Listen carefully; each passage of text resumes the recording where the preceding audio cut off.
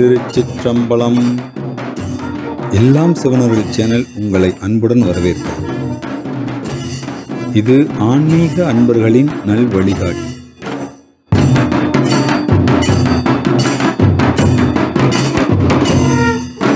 இன்று திருவிளையாடல் புராணத்தில் மீனாட்சி அம்மனின் திரு அவதாரம் படலத்தை பார்க்க இருக்கிறோம்.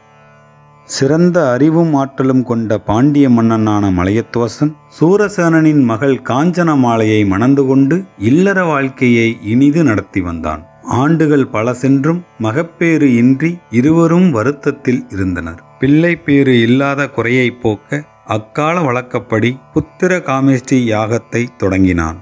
அச்சமயம் அவ்வேள்வித்தீயிலிருந்து 3 வயதான குழந்தை ஒன்று தோன்றியது. தெல்ல முத மென்மலை சிந்த வில மூரல் முல்லை இரரும்ப முளை 3 பெண் பிள்ளை என 3 பிராயமுடு நின்றாள் எல்லறிய பல்லுயிரு மெவ்வுலகு மீன்றாள்.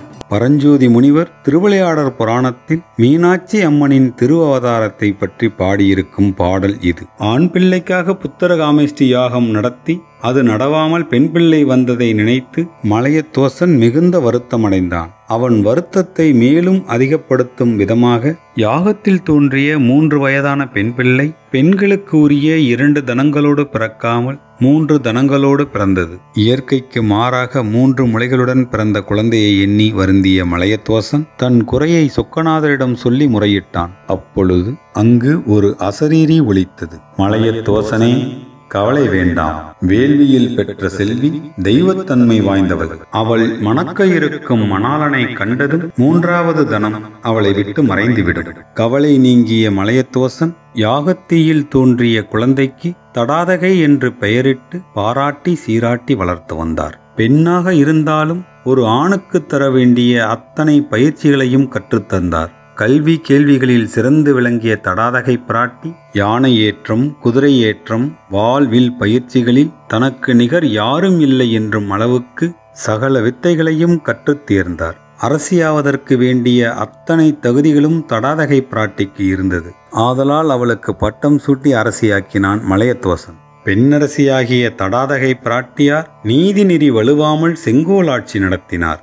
தினமும் சோமசுந்தரர் திருக்கோயிலுக்கு சென்று வணங்கி வழிபட்டு வந்தாள். கையிலையில் சிவனோடு ஒரு பாகமாக இருந்து வரும் உமையம்மை ஒருமுறை தக்கன் மகளாக அவதரித்தார். அதுபோல் இமவானும் தவம் செய்து பார்வதியை பெற்றான். இப்பொழுது தடாதகை பிராட்டி அங்கையர்கண்ணி என்னும் திருப்பெயரோடு மதுரையை அரசு புரிந்து வருகிறாள். விசுவாசு என்பவனின் மகள் வித்யாவதி.